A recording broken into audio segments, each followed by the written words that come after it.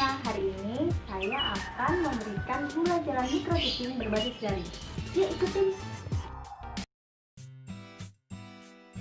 Assalamualaikum warahmatullahi wabarakatuh. Waalaikumsalam warahmatullahi wabarakatuh. Selamat siang. Gimana kabarnya hari ini? Iya. Alhamdulillah baik. Baik. Ya. Sebelum mulai pelajaran hari ini, saya minta Pak Del sebagai ketua kelas untuk memimpin doa ya. Silakan Pak Del. Oh iya. Sebelum pelajaran dimulai pada siang hari ini, marilah kita berdoa sesuai dengan agama dan keyakinan masing-masing. Berdoa mulai. Amin. Berdoa selesai.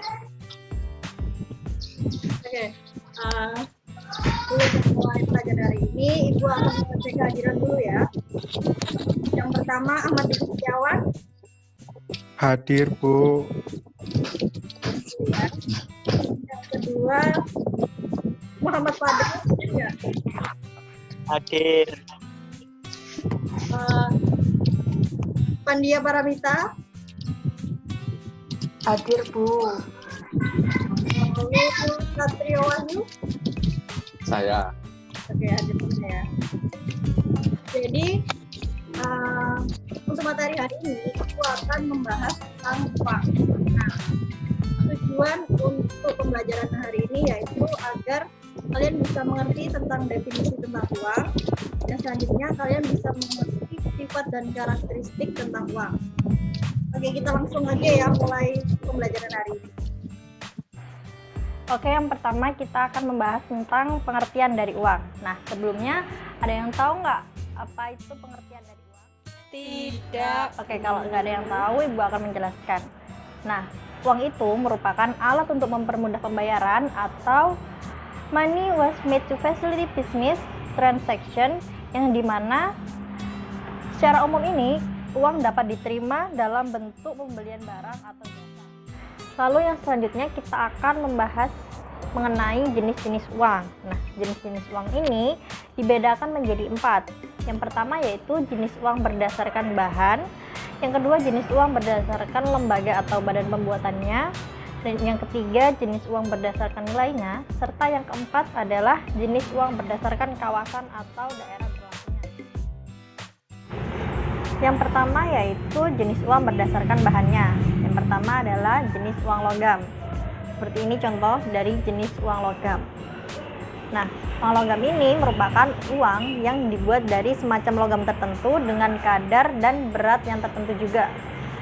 Lalu yang selanjutnya yaitu uang kertas.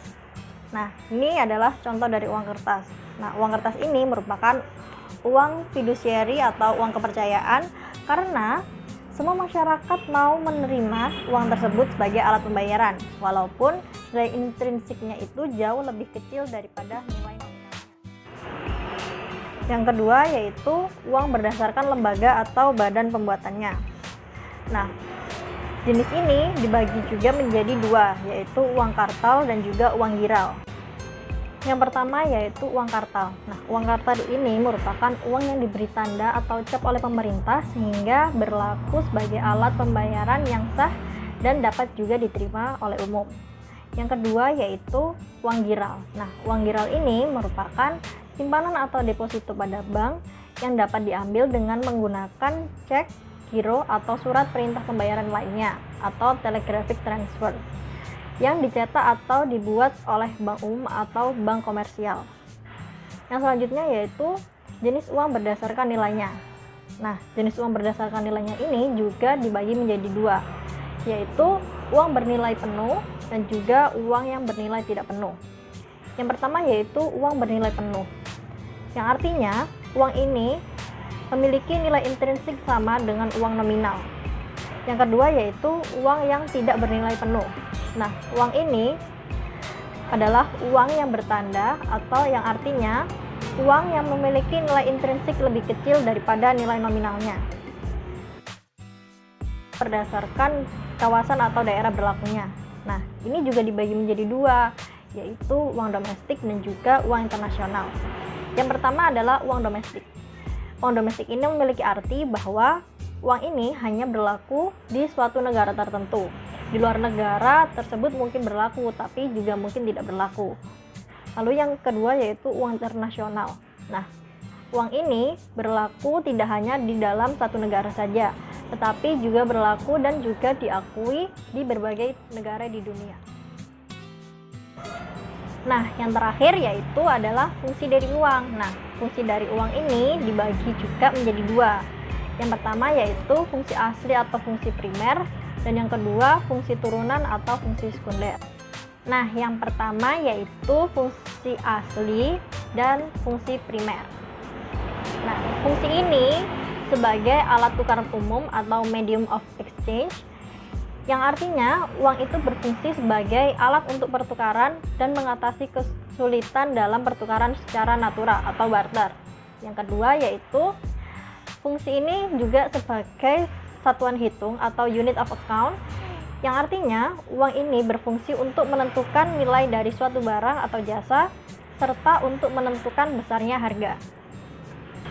Nah, fungsi yang kedua yaitu adalah fungsi turunan atau fungsi sekunder.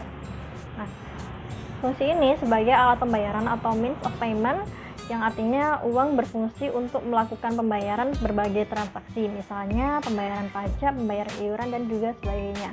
Yang kedua yaitu sebagai pembayaran hutang atau standard of different payment, yang artinya uang berfungsi untuk melakukan dan menentukan pembayaran kewajiban atau digunakan untuk standar melakukan pembayaran. Bagaimana? Apakah ada pertanyaan? Bu, saya mau tanya. Ya, silakan Ahmad Diki. Jadi Bu, yang saya mau tanyakan itu apakah ada sih Bu undang-undang yang mengatur tentang mata uang Republik Indonesia, Bu? Oke, jadi pertanyaan dari Ahmad Diki tadi, apakah ada undang-undang yang mengatur tentang mata uang rupiah ya? Nah, undang-undang yang mengatur tentang mata uang rupiah itu terdapat pada UUD Republik Indonesia nomor 7 tahun 2011 tentang mata uang, yang menimbang bahwa yang pertama adalah bahwa Negara Kesatuan Republik Indonesia sebagai suatu negara yang merdeka dan berdaulat memiliki mata uang sebagai salah satu simbol kedaulatan negara yang harus dihormati dan juga dibanggakan oleh seluruh warga Indonesia. Yang kedua yaitu bahwa mata uang diperlakukan sebagai alat pembayaran yang sah dalam kegiatan perekonomian nasional dan internasional guna mewujudkan kesejahteraan sosial bagi seluruh rakyat Indonesia. Yang ketiga yaitu bahwa selama ini pengaturan tentang macam-macam dan harga mata uang sebagaimana diamanatkan pada pasal 23B Undang-Undang Dasar Negara Republik Indonesia tahun 1945 belum diatur dengan undang-undang tersendiri. Dan yang terakhir yaitu bahwa berdasarkan pertimbangan sebagaimana dalam huruf A, huruf B, dan huruf C perlu membentuk undang-undang tentang mata uang. Apakah sudah jelas atau ada yang perlu ditanyakan lagi? Iya Bu, paham. Oke, terima kasih. Untuk yang lainnya apakah ada pertanyaan?